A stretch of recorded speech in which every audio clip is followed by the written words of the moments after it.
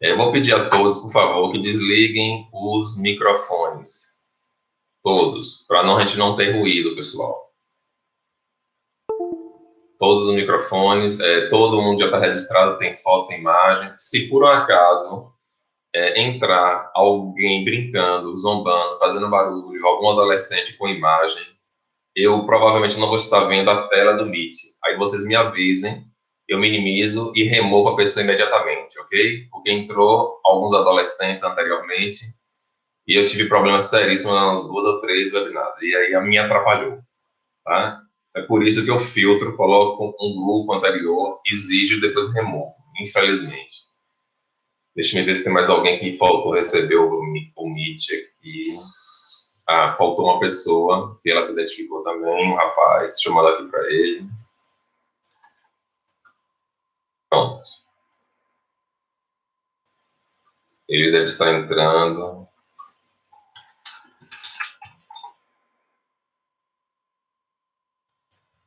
Bom, pessoal, então é assim. Nós vamos conversar. Eu vou dividir em 2 etapas, porque o Meet, ele tem um limite, né? De 1 hora, de apertou 5 minutos ou 7. E se por um acaso a gravação cair, entre no grupo imediatamente, retorne o WhatsApp, que eu vou estar enviando, questão de alguns segundos, outro Meet, certo? E se der 1 hora ele também não cair, eu vou encerrar, envio outro Meet, outro link, para a gente retirar suas dúvidas e conversar.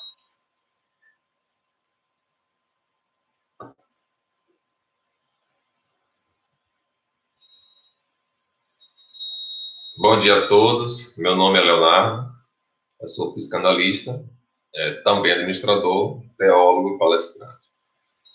Esse é mais uma série de webinars que estou fazendo, fiz umas 2 sobre compulsão anterior, como alimentar, essa é sobre compulsão sexual. Esse evento está sendo gravado a partir desse momento e vai ser dividido provavelmente em 2 etapas. Em algum momento no final, eu vou estar avisando que eu vou estar desligando os comentários, as perguntas, para alguém fazer alguma pergunta pessoal que não queira sair no vídeo ou na gravação. E depois será disposto, provavelmente, no YouTube. Como também estamos online no Instagram, estamos ao vivo também no YouTube e no Face eu acredito que sim, eu não tenho certeza. Eu vou abrir a tela, como eu falei anteriormente, se surgir algum problema, me avisem rapidamente, de alguma forma, ou quem estiver no Instagram, nas outras redes. Nós vamos estar usando alguns slides para ajudar quem quiser estar compartilhando, lendo também material e eu ter como referência para a gente estar seguindo. Quando conseguirem visualizar a tela, por favor, dos slides, alguém me avisa que está conseguindo visualizar aí. Que ela demora um pouco para abrir, para disparar. Tá tudo ok. Ok. Bom, então assim como o evento está programado para hoje, às 9h30 pontualmente, compulsão sexual. É um tema que, na verdade, foi pré-selecionado, porque eu estou num grupo de imersão de terapeutas, e esse grupo me solicitaram para fazer uma série de webinars. Essa é a terceira, eu já fiz uma outra sobre depressão, que nós vamos divulgar novamente, e eu vou preparar o material. Minhas redes sociais, meu telefone esse aí, 75997074562, o Instagram Leonardo Psicanalista Online, e o grupo que geralmente eu uso é o Integrados Ajuda, porque o meu Face particular ele tem um limite de 5.000 pessoas, já encerrou, eu estou usando esse aí. Mas é um tema interessante, né? Compulsão sexual. A compulsão sexual, ela envolve uma série de circunstâncias, fatores, né, variáveis que nós estaremos vendo. Não é algo novo também. E tem alguns conceitos, dados estatísticos, informações, tanto na área da psicologia como da psicanálise, que nós estaremos vendo mais ao final, como também alguns alertas e algumas observações.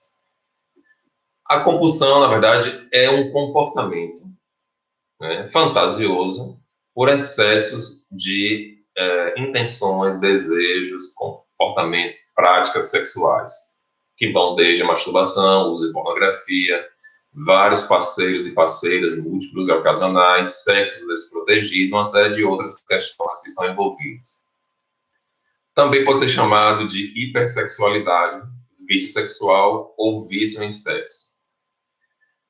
É um assunto muito específico, delicado, temos muito tabu social, cultural relacionado a isso, né? E gera-se também muitos prejuízos e problemas sociais, né? Como as pessoas também imaginam, pensam que é algo ou um assunto muito simples ou superficial. Mas ele é complexo e nós vamos estar vendo que as pessoas que, na verdade, têm esse descontrole não são tão felizes e não são os Don Juans das vidas, né, relacionados aos homens. Então, os sintomas e os comportamentos, como nós já vimos, tanto a masturbação, o sexo cibernético, né, que é a pornografia, o sexo virtual, a prostituição, a diferença entre múltiplos parceiros ocasionais, fantasias, os impulsos. Compulsão é diferente de obsessão. A obsessão são pensamentos recorrentes e repetitivos. A compulsão são práticas, mas de alguma forma eles estão muito interligados ou associados, como também pode acontecer simultaneamente, né? São pensamentos e atos em que a pessoa não consegue se controlar. Surge também no processo da compulsão o remorso, o sentimento de culpa depois do ato. E geralmente eu ouço muita reclamação de jovens que me procuram, que eu atendo já há muito tempo, em relação aos cristãos, principalmente, né? Eles cometem o ato e depois ficam se sentindo culpados e entram no processo religioso, espiritual. Isso envolve muita fantasia, né? Imaginação, que representa, na verdade, uma fuga da realidade, uma fuga dos problemas. Ele está associado, ou é, de fato, uma patologia, como um transtorno, envolvendo geralmente a depressão, ansiedade e estresse. É uma incapacidade, ou existe a incapacidade do controle dos impulsos, né? E a pessoa não consegue também se prevenir, contornar ou evitar. Tem vínculos relacionados à questão da instabilidade emocional. Pode apresentar também problemas no trabalho, acadêmicos, isolamento, com companheiros, namorados, esposas, mulheres, né? Enfim. Essas questões, elas trazem problemas interpessoais, pode ocasionar doenças naturalmente transmissíveis, porque existem casos de compulsivos que estão em um ambiente íntimo ou privado e acaba se relacionando com alguém que está sem um preservativo e no processo da ansiedade acaba se envolvendo em contrato. Surgem também problemas financeiros, descontrole, né, de gastos, gastos com programas, garotos de programa, motéis, desemprego, né? Acaba surgindo uma série de complicações. As pessoas que se isolam socialmente são geralmente aqueles que tentam evitar, né, o controle, evitar o contato em lugares públicos. Existe uma associação também com substâncias ilícitas, como cigarro, maconha, o álcool, drogas, enfim, crack e uma série de outros, em que a pessoa acaba recorrendo para tentar bloquear ou controlar os seus vícios. Porque a gente sabe que esses tóxicos, esses fármacos, eles contribuem para a inibição ou a evitação e um descontrole maior hormonal. Então, acontece o quê? Uma perda totalmente de uma vida social, os relacionamentos se tornam superficiais, e além daqueles riscos, todos que nós falamos anteriormente. Ele está envolvido diretamente com questões psíquicas, como ansiedade, né, associado também a históricos familiares. Pode já existir na família, pessoas que já têm essa questão, já tiveram. Existem predisposições para todas as patologias, né, já se comprova hoje através da epigenética, a gente pode falar depois nos comentários, nas perguntas, e pesquisas em que algumas questões psíquicas já estão sendo observadas e testadas, está sendo passada para descendentes, como estudos também na carga genealógica das pessoas. Outros motivos originários podem ser abuso verbais ou sexuais na infância, nós estaremos observando já no final. Eu estou dando uma acelerada aqui porque o tempo realmente é curto, é muita informação, viu, pessoal? Segundo o DSM-5, que é o Manual de Diagnóstico Estatístico de Transtornos Mentais, considera a compulsão como um transtorno de disfunção sexual. Já a OMS, né, que é muito conhecida, a Organização Mundial da Saúde, considera esse comportamento como um transtorno de impulsão e classificado como uma falha do controle dos impulsos sexuais. É chamado também por apetite sexual excessivo, ASA, ou impulso sexual excessivo, ISA. Segundo o CID-11, Classificação Internacional de Doenças, ele é classificado como transtorno mental e de comportamento, ou em transtorno de impulso sexual excessivo, no Código 52.5. Em relação aos sentimentos, eu já fiz, inclusive, umas 3 webinars sobre NoFap. Tive em alguns grupos, e os jovens que estão no meu grupo de GPL, eles geralmente me perguntam, me questionam.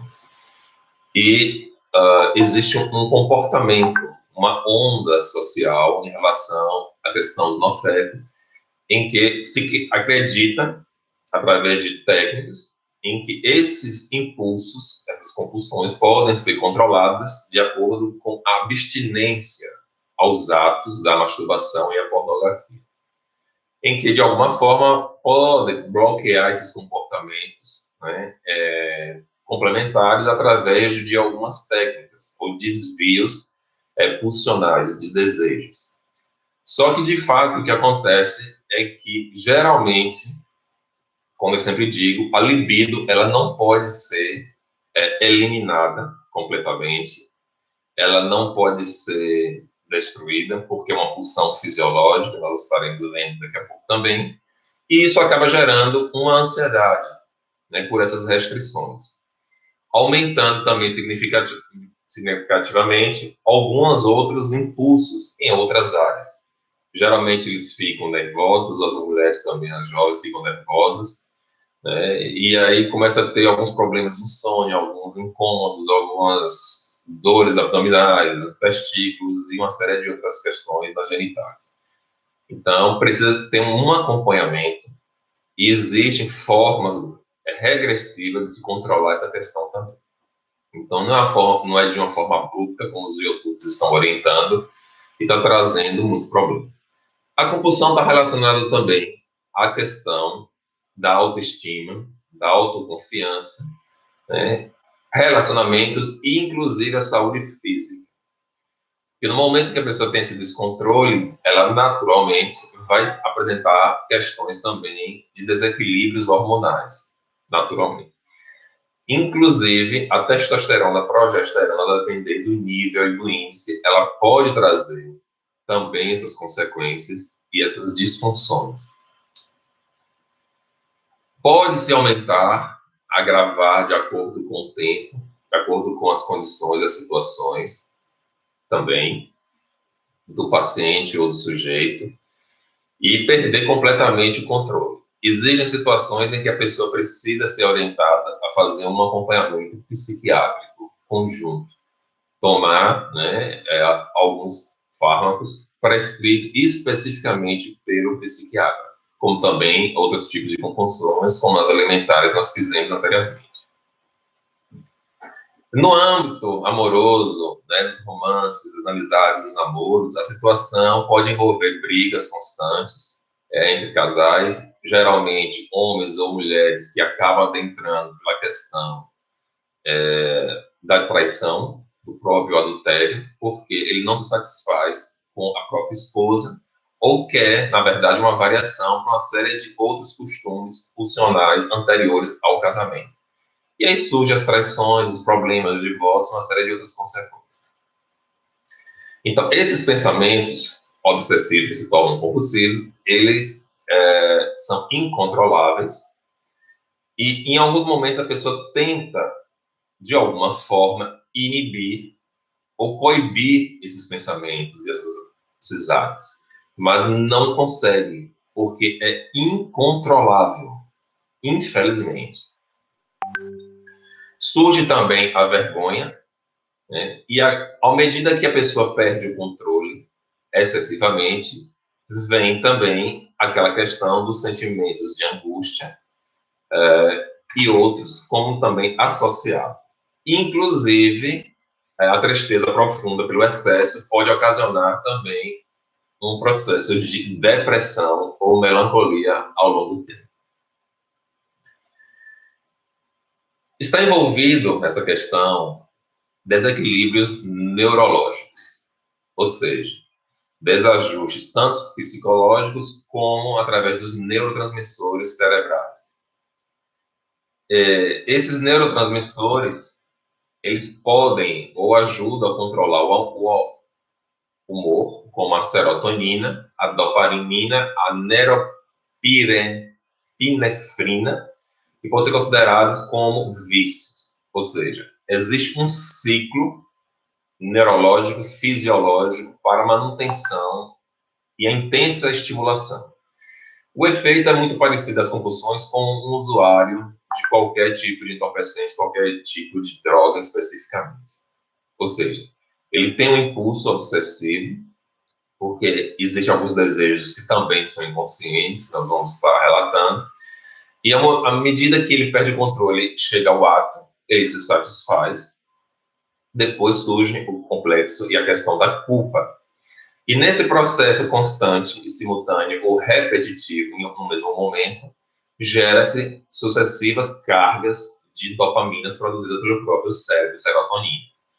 E isso gera-se um prazer, mesmo que depois tenha-se uma decepção. Só que, de fato, né, como essa carga da dopamina depois, com um tempo, algumas horas ou no próximo dia, ela reduz de intensidade, o sujeito vai desejar novamente a nova carga a ser produzida. Então, isso gera-se o que nós chamamos vulgarmente do vício. Vício em qualquer área, vício sexual. Então, isso acaba incluindo questões anatômicas, irritações, inflamações no córtex frontal e temporal, nas amígdalas, no estriato, e uma série de áreas como os próprios acúmulos. Então, a situação, ela não é apenas fisiológica.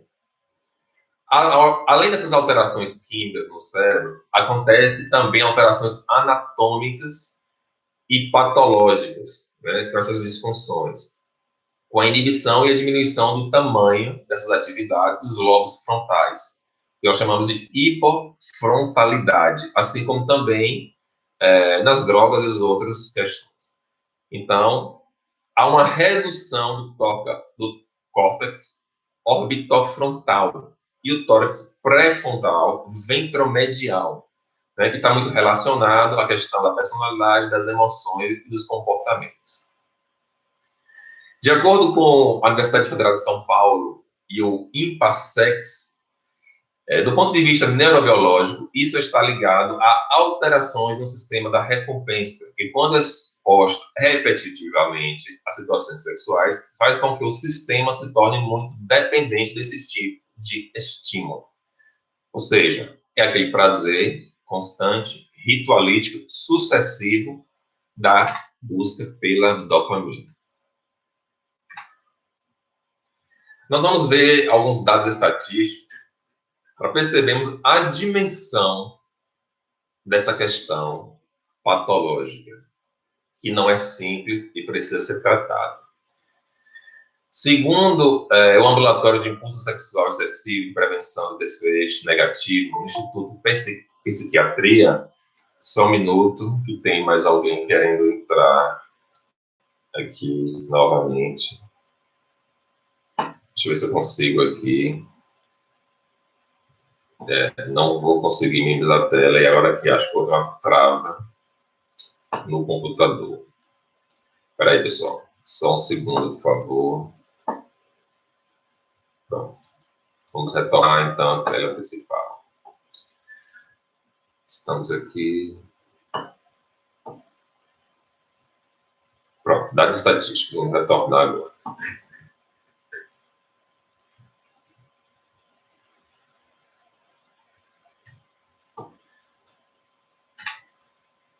Vamos ver a tela anterior.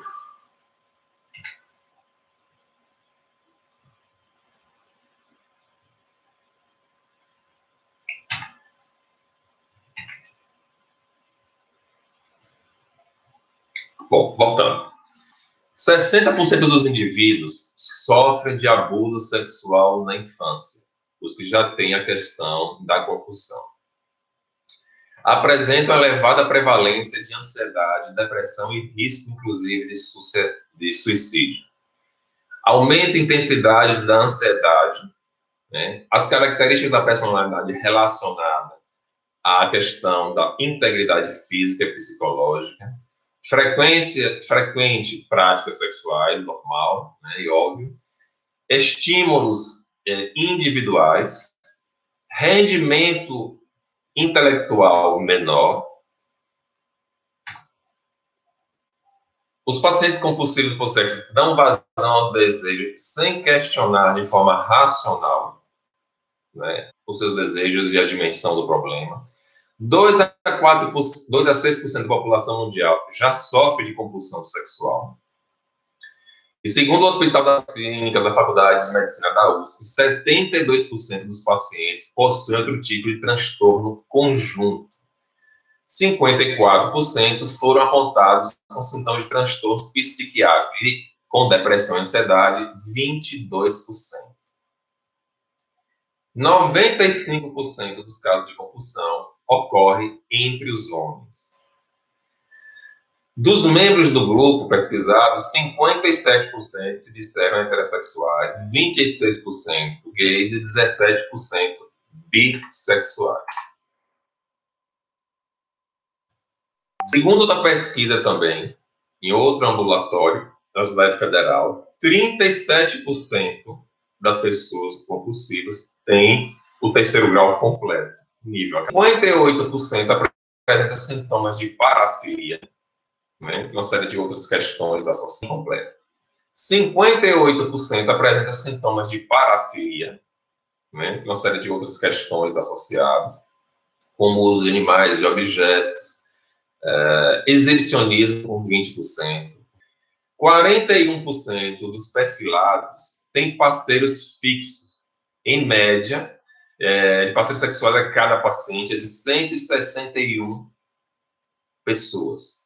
Os pacientes apontam como principal área de prejuízo a questão profissional, 60%, pessoal, 45%, e familiar. Aquelas questões que eu falei anteriormente. Porque há um prejuízo na vida do indivíduo, do sujeito, com essas práticas e esses impulsos.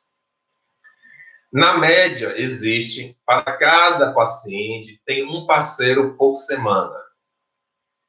Pensa em sexo 5 a 7 vezes por dia. 2,4% tem relações, 2,4 vezes relações por semana. Se masturbam cerca de 9,3 vezes por semana, a uma média de 11 orgasmos por semana.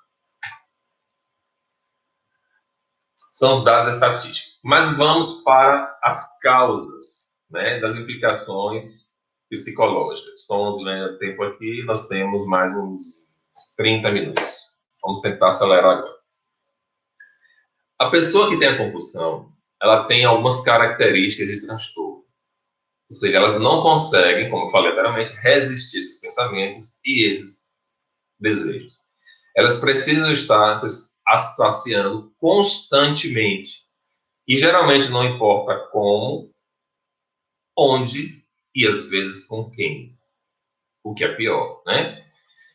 A ninfomania mesmo, que nós já conhecemos hoje, vulgarmente, tem um filme, inclusive, é caracterizado como um transtorno de atos obsessivos que envolve o sexo e requer, naturalmente, como também outro tipo de patologia, um tratamento, um acompanhamento. Os traços psíquicos que envolvem esses indivíduos sujeitos são inferioridade, a vergonha, necessidades de atenção e autorreconhecimento, carência emocional e afetiva, além do excesso daquelas fantasias. Os relacionamentos familiares já ficam, na verdade, prejudicados, né? Existe aquela questão do sexo, geralmente começa a acontecer também na fase pré-puber, a fase pré-adolescente, na adolescência ou na infância. Lembra que nós falamos, geralmente, crianças que são muito abusadas, né, sexualmente, principalmente, elas têm uma predisposição a desenvolver, que nós vamos estar vendo alguns motivos aqui.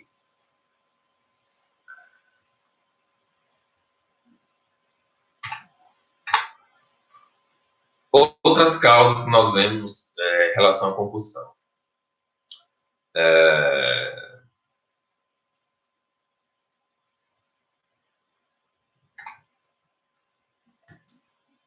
Questões familiares. Ou seja, pai e a mãe ausentes, inconstantes ou ambivalentes de uma criança. Situações traumáticas, como o próprio abuso, que nós já relatamos anteriormente. Mudanças de ambiente também, ou seja, de família. Questões de pais divorciados, né? Um período o garoto, o adolescente passa com o pai, outro período com a mãe, às vezes já tem uma madrasta, um padrasto. Ambientes instáveis, questões afetivas anteriores aos relacionamentos enquanto adolescentes ou adultos também, que a pessoa acaba perdendo o controle e ela desloca ou transfere alguns sintomas ou sentimentos. E o próprio processo da individualização, que pode prejudicar. Nós temos também questões psicanalíticas, que vai ser o maior foco do nossa apresentação aqui. A psicanálise, ela não trabalha como a psicologia, né? Ela faz a investigação das causas, das origens dos problemas dos pacientes, porque nós entendemos que precisamos investigar, de fato, de forma analítica, detalhada, tudo o que aconteceu com a vida do indivíduo, do sujeito, paciente ou analisando, como nós chamamos. Porque tem uma predisposição, surgem pulsões que são fixadas, recalcadas no inconsciente, armazenadas na memória. Quando algum fato súbito acontece, dispara-se essas pulsões do inconsciente, vem ao pré-consciente, chega ao consciente, e isso representa-se através de obsessões, pensamentos, surgem as fantasias ou as próprias compulsões, né, desenfreadas pelo ato, a cópula, o sexo em si. Então, na verdade, tem todo um processo, tem toda uma explicação, tem toda uma origem das casualidades. Etimologicamente, a palavra na psicanálise vem de adicção, ou seja, pessoa que é escravo por dívidas. Essa palavra é herdada do contexto da República Romana. O adicto, ele busca constantemente os atos para lhe trazer este prazer psíquico e físico, em que é marcado por uma dependência a um objeto, né? Este objeto que nós chamamos da psicanálise é aquilo que vai lhe trazer um prazer imediato. O objeto da psicanálise pode ser um parceiro, uma parceira, um trabalho, um imóvel, alguma coisa, uma compra de um apartamento, de uma casa, uma viagem, qualquer coisa que tenha um direcionamento objetal. Então, essa capacidade de desprendimento, né, pelo esse objeto que vai trazer esse gozo, né, traz uma baixa capacidade pela fantasia do sujeito. E essa baixa capacidade, esse excesso dessa fantasia, vai gerar essa repetição compulsiva, que desencadeia este prazer. O que nós chamamos da psicanálise também da busca pelo gozo, que traz uma instabilidade momentânea psíquica. Esta pulsão, né, ela é própria, é inata do próprio sujeito, a pulsão libidinal, como eu falei no início, ela não tem como ser controlada, porque ela faz parte do id, o desejo animalesco de qualquer ser vivo, né? No nosso caso humano, somos diferentes dos animais. Eles têm períodos e ciclos, né? Eles entram naquele processo do cio, geralmente as fêmeas. E o homem, ele sente o desejo ou pelo processo da dança, dos movimentos da fêmea, ou pelo cheiro, o olfato. Então, são desejos pontuais e ocasionais. O ser humano, ele tem uma diferença. A mulher, ela tem um período entre a menstruação, que ela está desenrolando no 12º ao 16º dia, nesse período, em que ela se torna mais desejosa à intimidade, ao afeto, ao sexo.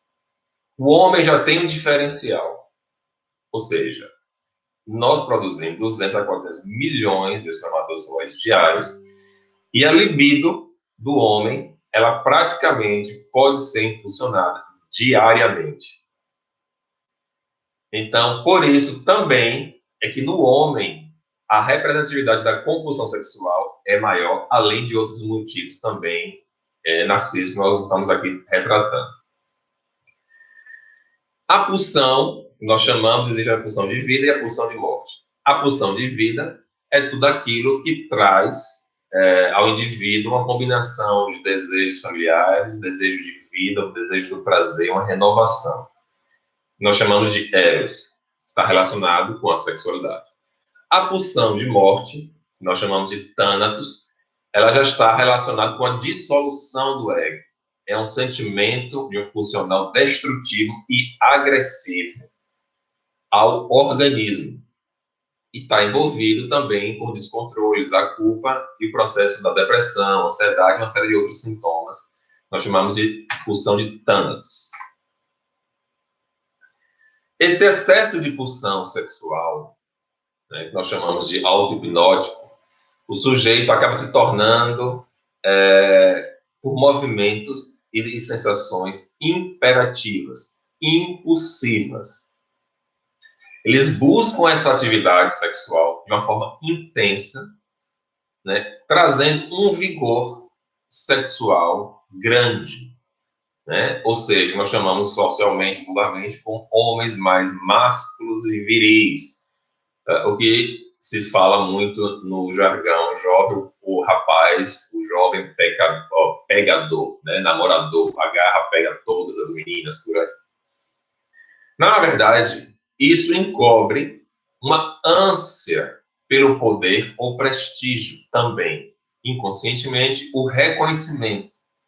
E aí ele acaba usando como uma defesa também possível para a ansiedade, surgindo os sintomas inconscientes, incontroláveis, né, imperceptíveis das regressões familiares e regressões envolvendo questões infantis. Nós vamos começar a perceber. Há uma probabilidade também, uma possibilidade de uma maior paixão, né? Uma incapacidade de controlar o perfil do parceiro ou da parceira. Como eu falei anteriormente, ele começa a se relacionar de forma impulsiva por qualquer pessoa que possa saciar os seus desejos, inclusive com o gênero, né, bi, homossexual, homoafetivo, independente. Chega um momento em que se perde o controle dessa identidade também. E aí começa a se relacionar o rapaz com outros homens, as moças com outras meninas, outras jovens, e inclusive participando de, nós chamamos de swing, sexo até grupais, em ambientes, em casas noturnas, que nós sabemos e nós conhecemos. A ninfomania, então, é um relacionamento sexual excessivo, em que nunca se satisfaz. A pessoa pode ter vários e vários relacionamentos íntimos, simultâneos, com vários indivíduos e pessoas, mas nunca vai conseguir saciar totalmente este prazer. Por quê? O que está por trás, inconscientemente, é um vazio que foi desenvolvido durante todas as fases psicossexuais do indivíduo, ou também psicossociais. Então, existe um desinvestimento na relação objetal, né? Essa busca pelo gozo, por essa satisfação. Freud, desde 1905 até 1996, mais ou menos, ele já trazia, e os seus conceitos já falavam, que isso tem um caráter perverso polimorfo. Ou seja, tem uma questão relacionada a uma visão original ampliada da dimensão do desejo do prazer, que é uma desviante de questões relacionais, tanto biológicas como instintuais, que é aquela questão do id, a natureza humana, a natureza pela procriação, pelo desejo, é um impulso libidinal. Então, o gozo pelo sexo, o orgasmo insaciável, ele se torna um produto, é uma troca e também uma questão relacionada ao poder, né? Ao desejo de dominar, de ter, de conseguir. Que além do próprio orgasmo, isso envolve também aquele ciclo da dopamina que nós falamos anteriormente, né? Eu consigo, eu tenho uma quantidade maior de parceiros ou de parceiras, eu consigo uma quantidade maior de pessoas, eu me sobreponho em relação aos meus amigos, às minhas amigas, em relação ao grupo, eu sou cortejada, eu me sinto desejado. Isso vai envolver também aquela questão da modelagem do corpo, né? Porque eu preciso ou ela precisa atrair. Aí aquela outra questão do fisiculturismo, né? Da musculação dos rapazes, tem que apresentar um corpo sedutor, das meninas tem que ser, na verdade, esquis, parecidas com as manequins, com as modelos, como também entra outras questões culturais e midiáticas que envolvem essa questão. Então, a própria pornografia, ela banaliza os estímulos sexuais, ela produz uma maior libido, ela traz um desejo maior aos homens, né? Como também frustrações. Ou seja, os homens eles são diferentes das mulheres. Lógico que nós sentimos uma atração pelo visual de imediato. As mulheres são mais sensitivas. Inclusive, os índices apontam que na faixa de 90% a 95% dos homens, e principalmente dos jovens, eles utilizam muito a pornografia. As mulheres, antigamente, há uns 10 anos atrás, era na faixa de 10% a 30%. As últimas pesquisas já apontam que 60% das mulheres já utilizam a pornografia. E aí, nesse processo, né, elas acabam, como os homens também, fantasiando a cópula, o sexo relacionado com essas fantasias. E isso, consequentemente, traz consequências para os relacionamentos na prática. Por quê? Existe uma diferença entre o mundo fantasioso, o autoerotismo com o auto-orgasmo, de uma prática com outro companheiro, que você precisa saber controlar e se relacionar. E aí acontece a frustração pós o ato da masturbação, geralmente. Essa construção dessas fantasias traz uma desesperança psíquica contingente, substitui de uma forma múltipla e metafórica esses objetivos, trazendo uma descarga, onde promove uma renúncia ao objeto real. Ou seja, uma renúncia ao ato fisiológico, consensual, com uma outra pessoa, com outro indivíduo. Temos, então, outras causas também, como a violência sexual. Né? Ou seja, garotos e meninas que eles passam por um processo de um abuso. O abuso ele tem várias dimensões. Ele tem a questão que pode ser para um cortejo afetivo, sentimental, em que o abusador ele consegue conduzindo a vítima até o processo do ato, e aí a vítima acaba, por prazer também, por sensação e afeto, perpetuando e até gostando do processo e dando continuidade, ou existe o abuso também drástico, né? O abuso que se torna, na verdade, um estupro. Esse estupro vai marcar, logicamente, um recalque na criança e na infância e vai trazer marcas. E a infância é diferente de uma fase adulta, adolescência. Por quê? Uma criança ela tende sempre a fantasiar tudo. Tudo que acontece na fase infantil, ela multiplica diversas e dezenas de vezes mais. Por isso que os traumas infantis são graves, são complexos e trazem consequências patológicas ao sujeito, que precisa passar, logicamente, por um tratamento, um acompanhamento. E muitas vezes, essa criança no futuro, ela vai ter uma incapacidade de se relacionar, ela vai ter uma incapacidade de amar corretamente, adequadamente, vai estar confundindo afeto com carência, desejo, libido, impulsos e sexo. Ela vai perder a dimensão dos seus próprios sentimentos, dos seus controles.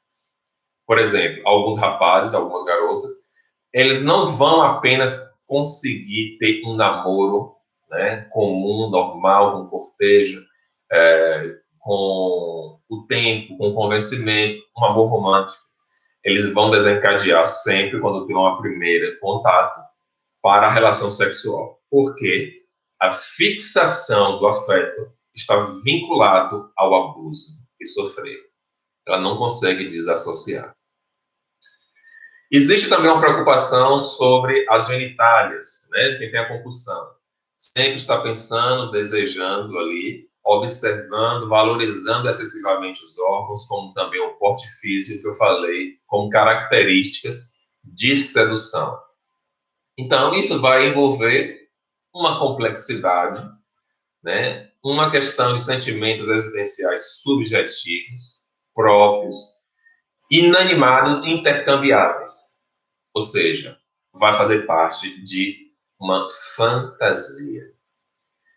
Stellon, em 2002, 2005, ele já falava que esses comportamentos intensos, né, que está por trás, sentimentos de solidão, envolve tristeza, desespero, acompanhado de rara vontade de erradicar o sexo.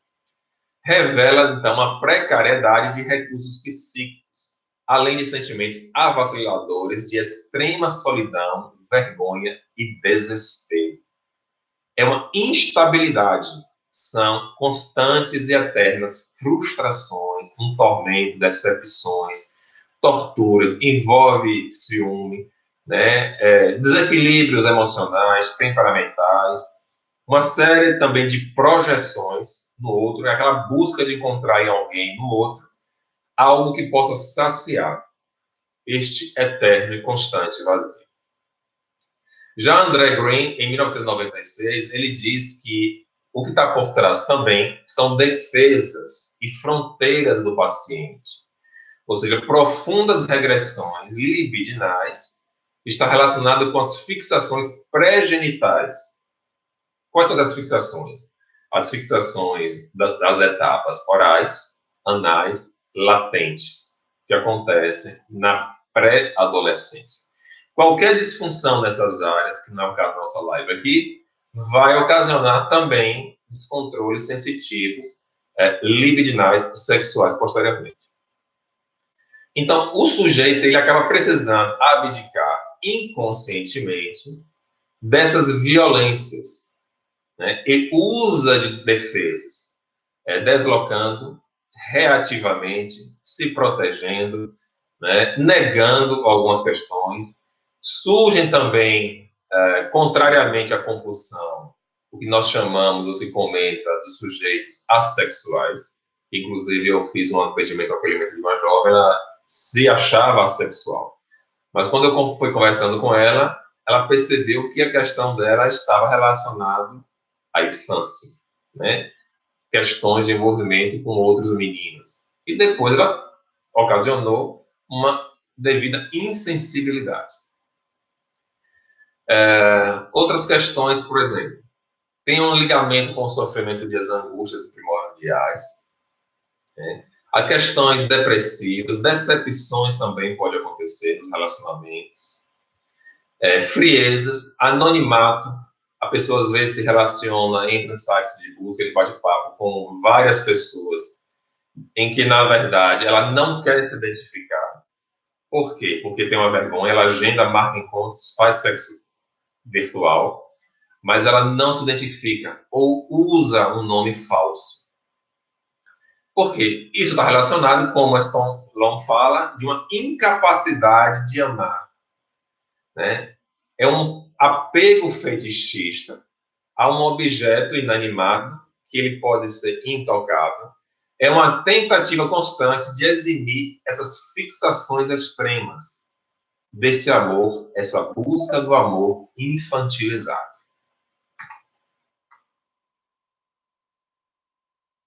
As implicações, segundo Freud, dessa questão das expulsões, que ele não consegue, na verdade, manter um relacionamento, um amor com uma mulher ou um homem, se for uma mulher fixa ou com outro companheiro, está relacionado à subjetividade e à inferioridade de uma neutralidade afetiva. Isso tem uma relação incestuosa com a própria forma como é criado. Ou seja, todos nós temos um narcisismo infantil primário. Ou seja, a forma como a mãe cria a criança, o contato, os afetos, a mama. Essa criança vai desenvolvendo um desejo afetivo, que nós também chamamos na psicanálise de desejo libidinal. Ele vai construindo a sua sexualidade, a sua self, baseada com a sua mãe, né, no caso de um homem. E no futuro, ele vai desenvolver, despertar esse desejo novamente pela pessoa ou corpo feminino. Ele também estará concorrendo com o pai, que é a questão do complexo de Édipo. Então, ele tende, de uma forma natural e normal, a desencadear desejos posteriores ao processo do clube de bolinha dos meninos, na adolescência, por outras meninas que tenham um perfil afetivo ou parecido com sua própria mãe. Nas moças, nas meninas, né, existe uma outra questão, Electra, que é a concorrência pela mãe. Né? Ela já deseja, na verdade, o pai por uma questão afetiva e ela começa a excluir a mãe pela questão das próprias genitálias. Né? A mãe é aquela própria que tem uma genitália parecida com ela quer possuir uma outra genitália diferenciada. Né? O menino tem a sensação do medo da castração e a menina tem a sensação da perda, da inutilidade de nunca ter tido essa genitália. Então, o que é que acontece? Quando esse narcisismo ele não é, com o tempo, diríamos assim, vulgarmente, desconstruído, ou a criança ela começa a desenvolver um ego fortalecido, equilibrado, e ela se torna uma eterna dependente desse afeto. Quando a mãe, principalmente, ela não sabe conduzir este menino para ter uma vida individual própria, no processo afetivo, da higienização, das suas intimidades, dos seus novos relacionamentos com novos amigos, ela se torna autoritária ou possuidora deste menino, dominadora demais. Acaba acontecendo, infelizmente, problemas psicossexuais na fase adolescente e adulta. Porque ele vai estar inconscientemente dependendo deste excesso materno.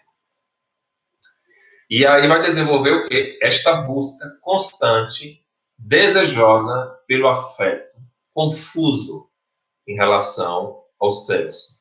E aí ele vai estar acreditando que sexo constante vai estar trazendo este afeto que foi perdido na fase narcisista.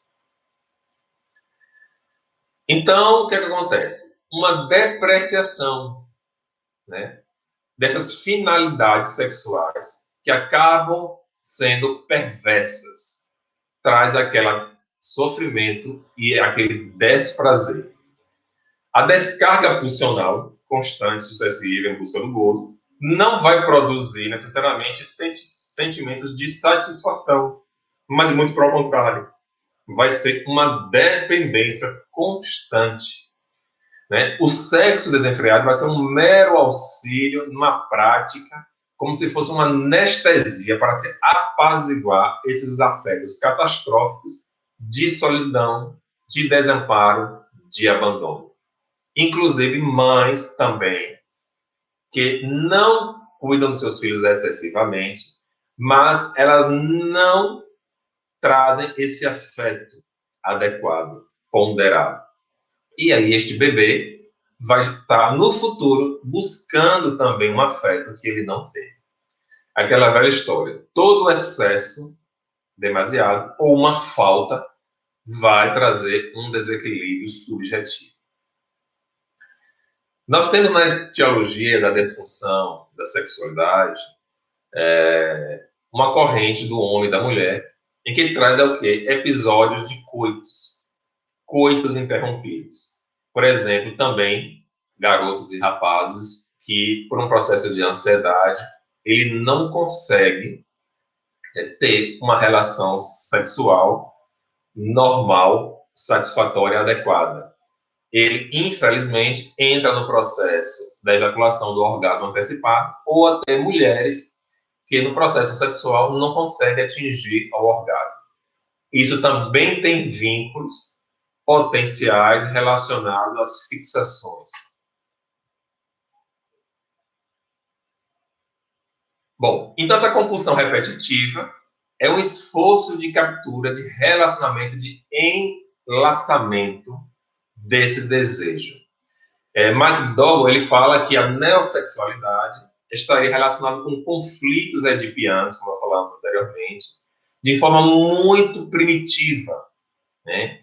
Em que o corpo erógeno, as estimulações corporais internas e externas, vai buscar sempre essa gratificação e, consequentemente, uma série de frustrações e rejeições homeostáticas. Ou seja, é uma busca frenética pela prática sexual, né? Envolvendo aquela autoimagem narcisística, também pela busca por um bom desempenho, por um auto-reconhecimento. Nós temos aqui o famoso, olha pessoal, o tempo está acabando aqui, talvez no Instagram, eu vou tentar concluir, ver se ele não cai o Meet. Os famosos Don Juans, né, conhecidos, os homens pegadores. Esses Don Juans, na verdade, são sujeitos que buscam constantemente uma parceira com aquelas personalidades específicas como sua própria mãe. É uma busca materna constante, incessante, desenfreada. Nós temos alguns gráficos, mas eu não vou nem apresentar, porque a letra não está muito boa aqui para quem está no vídeo. Então, quais são as soluções? Finalmente, tratamento. O tratamento psicológico ou o tratamento psicanalítico. Eu costumo falar que quem trata de sexualidade especificamente é um sexólogo e um psicanalista, né? São as pessoas mais voltadas para essa área da sexualidade, para um tratamento. O tratamento psicanalítico, ele vai tratar, né, da compreensão multiforme dos sentimentos, das sensações, ele vai fazer uma investigação analítica de toda essa subjetividade, das percepções, dos processos, das lembranças, dos afetos, dos pensamentos. entender o porquê e as causas reais, originais, que estão trazendo essas contradições, divisões, defesas, conflitos, angústias, né, transtornos e tudo mais. Então, é necessário que a pessoa se trate de fato.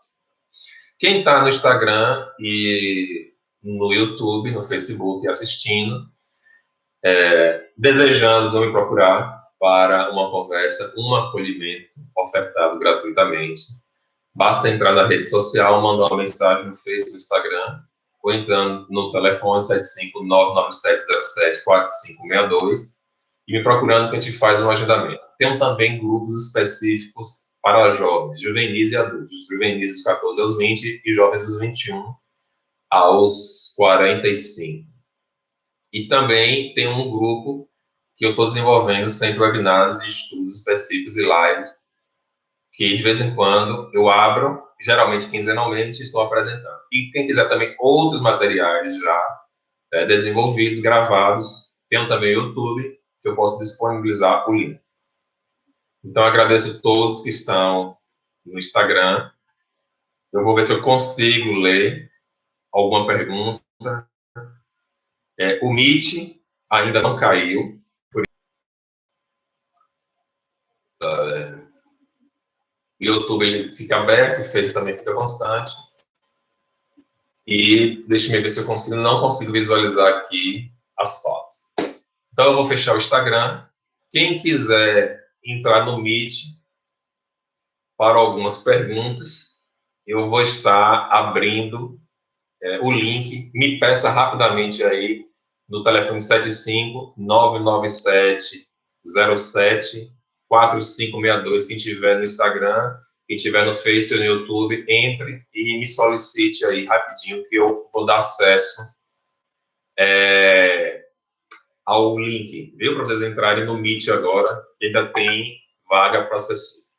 O canal do YouTube, que alguém comentou aí, eu também envio o endereço, me peça aí, por favor, no Instagram, por mensagem. E me sigam nas redes também, vocês vão ter acesso sempre às divulgações. Então, agradeço a todos do Instagram, do Face e do YouTube, que estão presentes. Deixa eu fechar aqui. Deixa eu ver. Travou. Ok, encerrei.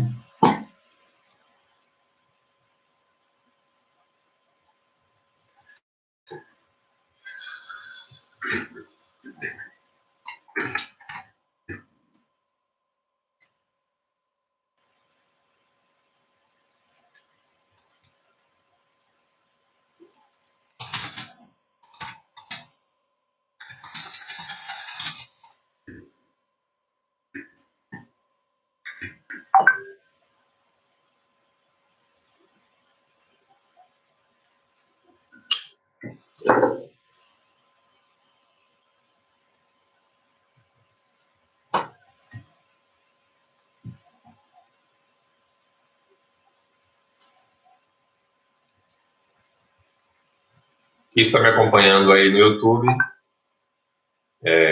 ainda, ou no Facebook, eu não sei se a transmissão já caiu, eu estarei abrindo aqui um Meet. Podem me pedir aí pelo WhatsApp, pessoal, que eu já falei, que o WhatsApp está ativo, estou conseguindo visualizar. 75997074562, repetindo, 75997074562, me solicitem que eu envio o link do Meet aí para vocês entrarem com as dúvidas, com as perguntas. Eu já estou disponibilizando no WhatsApp do grupo.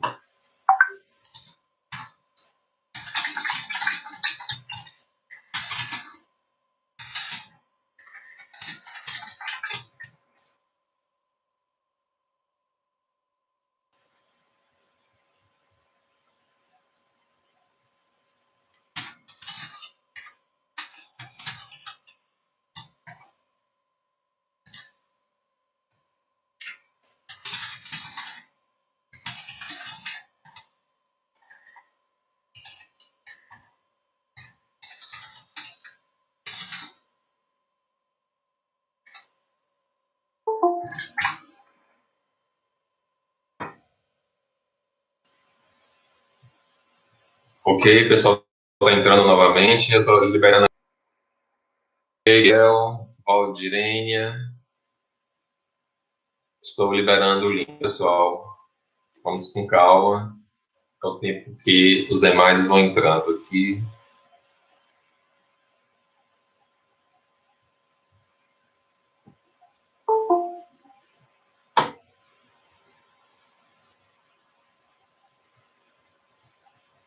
Henrique, eu não consegui ver quantos ficaram até o final, porque infelizmente a tela não dá para visualizar. Bom, deixa eu ver aqui se tem mais. Pronto, aqui agora fica fácil a gente estar aceitando as pessoas, porque a tela não prejudica, não atrapalha.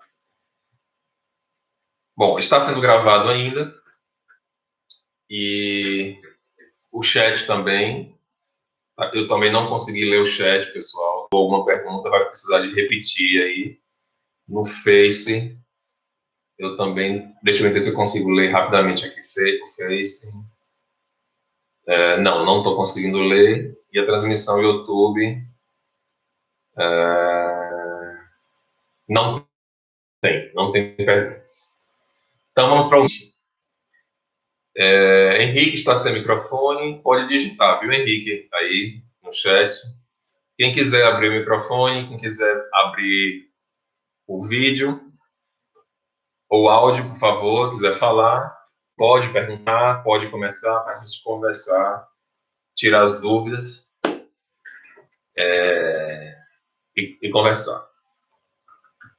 Ok, Henrique, eu já estou lendo aqui. Lembrando que está sendo gravado, viu, pessoal? Em determinado momento eu vou fechar a gravação para não precisarem se exporem se quiserem. Ok, Henrique, você se identificou, de fato.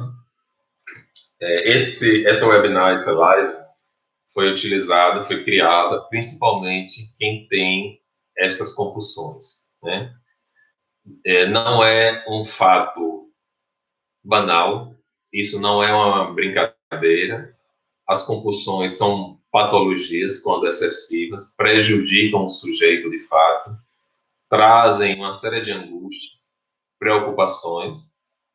Algumas pessoas me procuraram no privado, particular, antes, no WhatsApp, relataram algumas situações, inclusive, infelizmente, homens casados com problemas, pedófilo também, conversou comigo. Você está me falando aqui que você tem 9 anos, os pais que fazem... Isso, Biel, vamos lá. Os pais que fazem ato sexual na frente dos filhos geram traumas semelhantes ao abuso sexual. Biel, veja só as dimensões da situação. Quando uma criança visualiza um ato sexual, os relatos que surgem, que eu já pesquisei, estudei e ouvi, é que a criança ela não tem a capacidade de entender o que está se passando. E, geralmente, eles ficam aterrorizados. Ou seja, eles pensam que o pai está forçando a mãe, está batendo na mãe, está denigrindo a mãe, que a mãe está ali, às vezes, com um gemido, com os gritos, com alguns comportamentos, alguma situação ofegante, porque ela está sofrendo. Então, a visão que esta criança tem do sexo vai ser uma visão prejudicada, pejorativa. E o que é que isso pode ocasionar? Sim, um recalque primário. Ou seja, ela vai entender inconscientemente no futuro que o sexo, o ato, é algo ou nojento, ou sofredor, ou prejudicial. Então, naturalmente, ela pode desenvolver uma aversão nos relacionamentos. Quando a questão é um abuso sexual, é uma outra configuração. Como eu falei na primeira etapa, na webinar.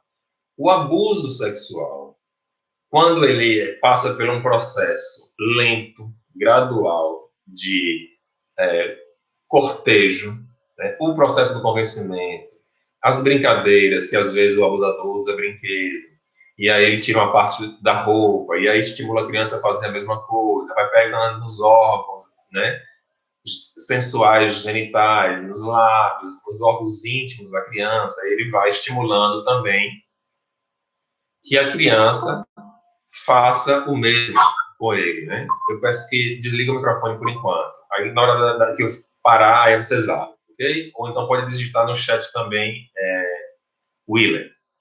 Então, o que é que acontece?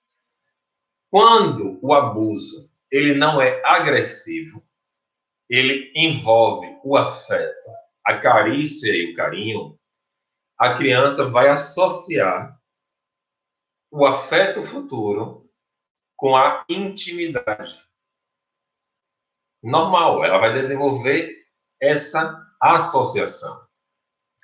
Quando o abuso ele é agressivo, violento, ou seja, geralmente um estupro, a criança vai desenvolver um trauma muito mais profundo e grave. Só que esse trauma, deixa eu me ver aqui rapidinho se tem alguém me pedindo o link no WhatsApp. Não, o pessoal está entrando, o pessoal só do Meet mesmo. Então, quando esse abuso ele é um estupro, é uma agressão. Esse trauma é muito maior, mais violento. E aí, por exemplo, nas mulheres, o que é que geralmente acontece em estupros? Elas se tornam adolescentes ou mulheres com uma libido menor e, infelizmente, elas não vão conseguir atingir o orgasmo facilmente. Por quê?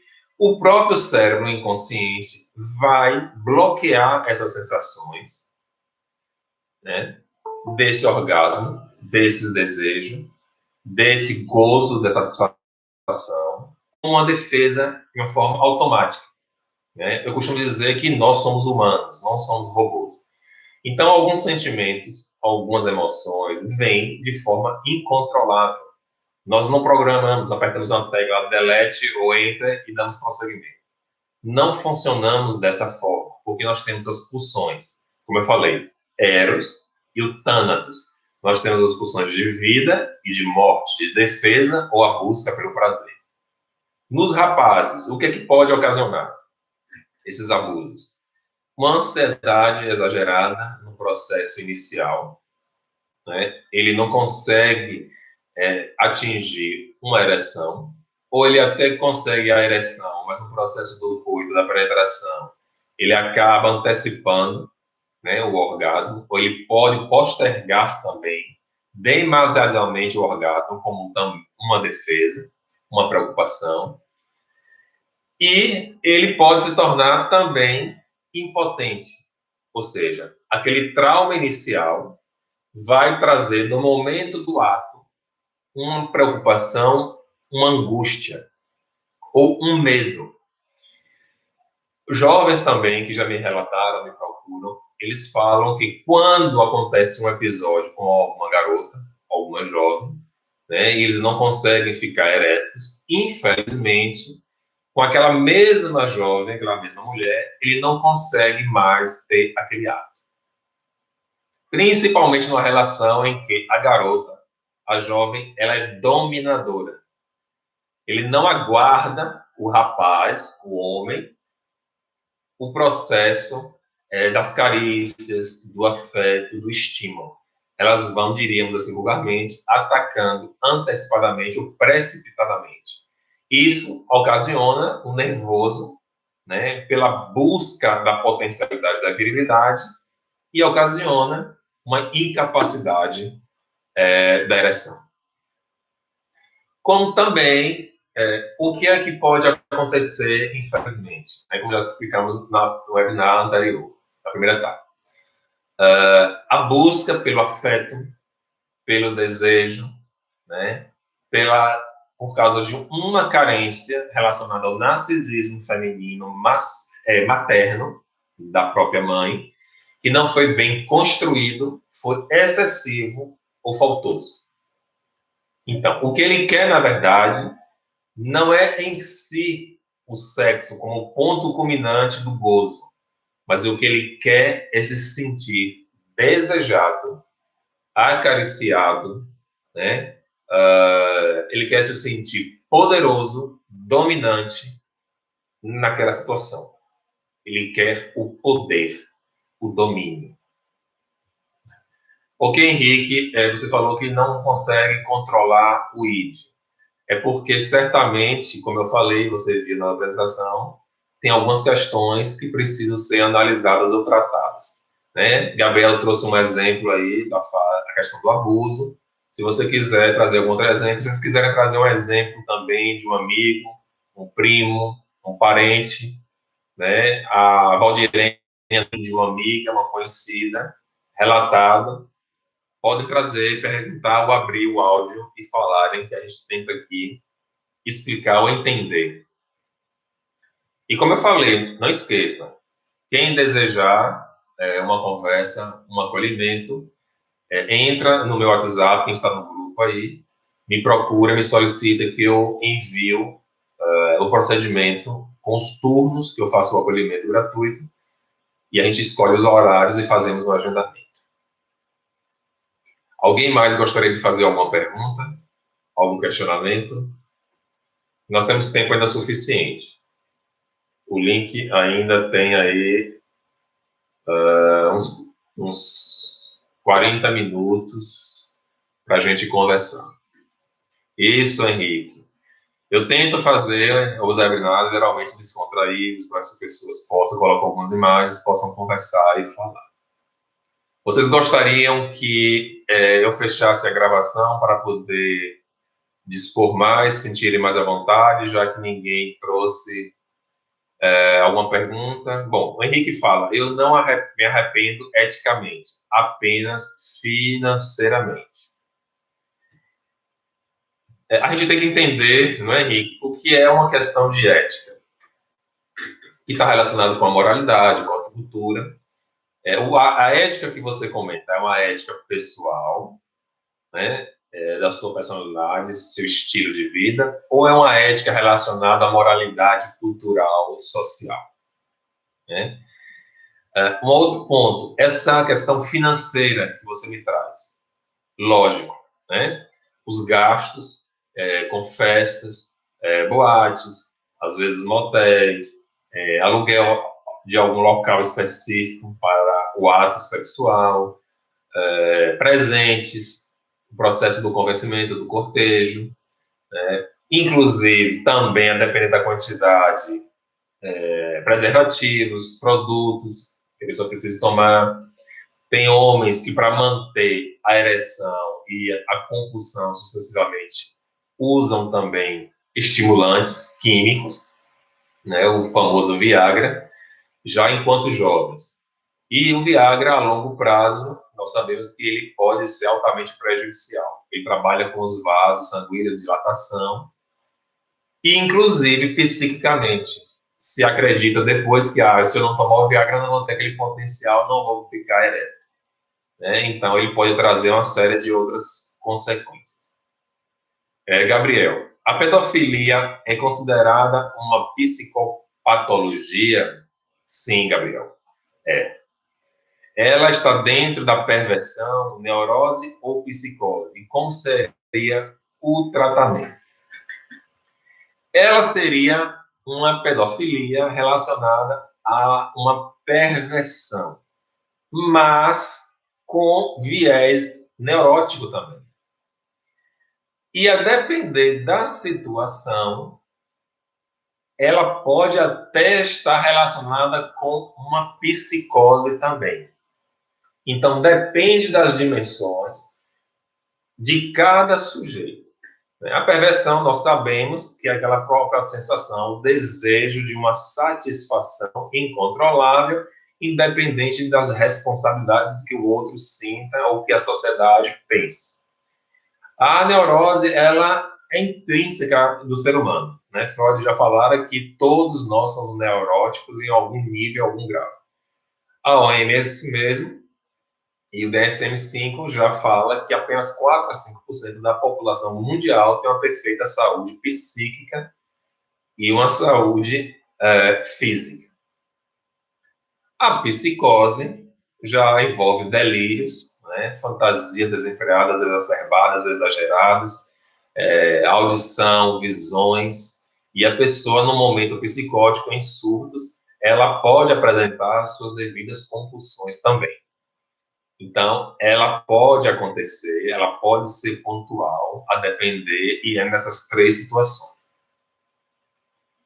O tratamento, Gabriel, relacionado à psicanálise, é como eu falei anteriormente. Ou seja, o sujeito, o analisando, ele começa a entrar no tratamento em suas devidas sessões. Cada terapeuta ele tem um estilo de trabalhar, né? Por exemplo, eu não trabalho totalmente com associação livre. Ou seja, eu não deixo o sujeito, o paciente chegar ali e começar a falar sem uma interação, que é o que acaba promovendo muita reclamação de muitas pessoas que eu acolho, que eu atendo. Aí passei por um psicólogo, um psicanalista, e somente eu falava, a pessoa não conversava, não dizia nada, não interagia, e eu me chateei, eu me cansei também desse processo. Porque existe uma incompreensão. Quando eu começo o tratamento, o atendimento, eu geralmente, na primeira sessão, explico como funciona o procedimento ao paciente, qual é a diferença de todas as terapias, né, as modalidades, os abordamentos, as abordagens, para que a pessoa entenda que precisa ter uma paciência.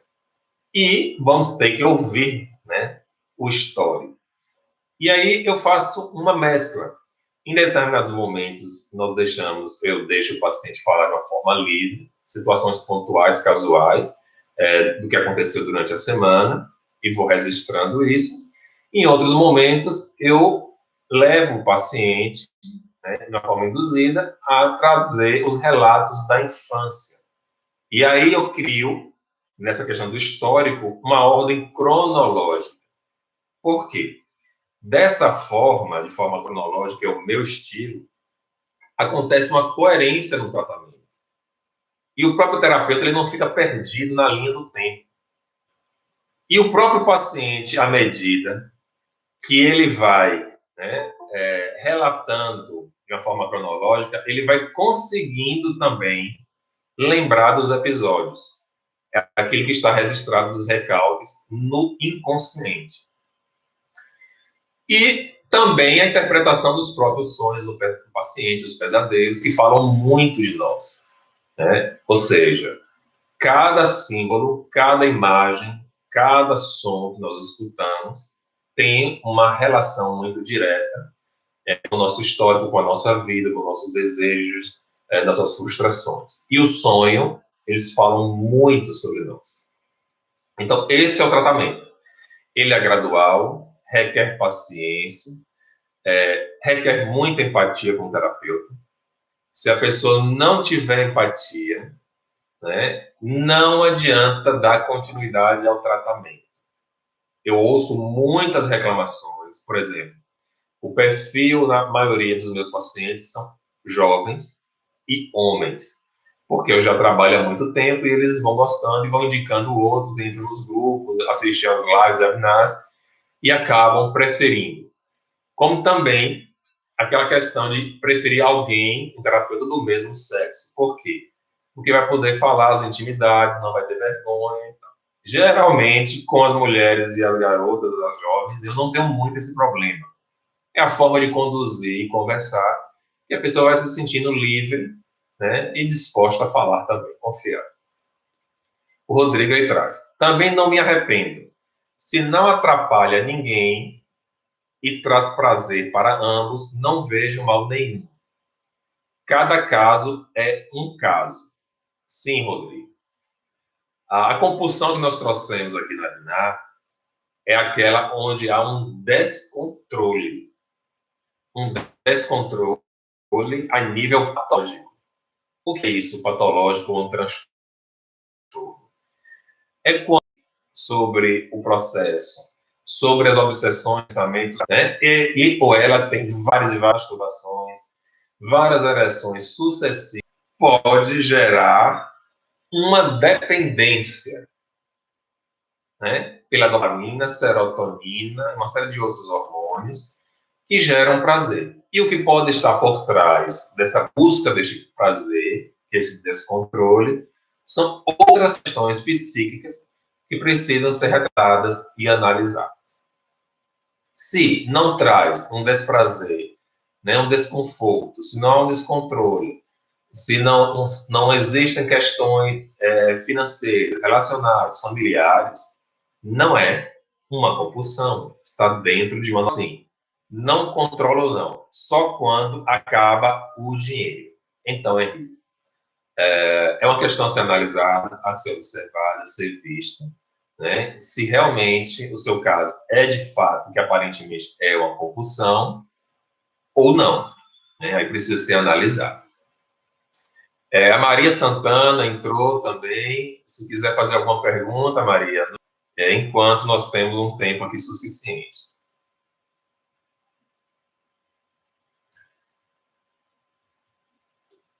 Alguém quer que eu feche a gravação, que eu desligue, para ficar, sentir mais à vontade também? Se quiser, não tiver mais uma pergunta aberta, pública, e aí a gente encerra, já tem 1h30 mesmo de gravação, para à vontade também, trazer alguns relatos. Deixa eu ver se ele fechou aqui, porque quando eu fecho, às vezes ele bloqueia, ele trava. Só alguns minutos, viu? Ele já fechou aqui a minha tela e eu não estou conseguindo nem os ver mais. Deixa eu ver se ele dispara aqui.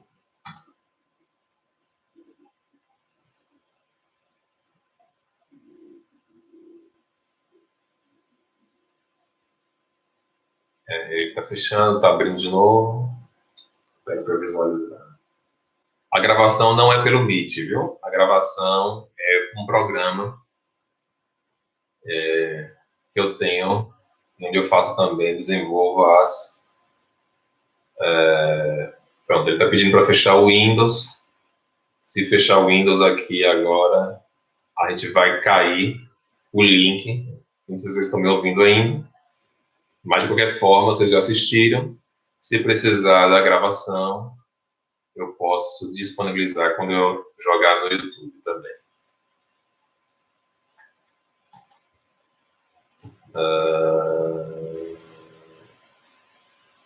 Ele está pedindo para fechar o Ocam. Só um minuto. Deixa eu fechar os programas aqui por boca etapa. Ele está sobrecarregado aqui. Deixa eu fechando. Estou com uns 5 programas aplicativo aberto. E aí?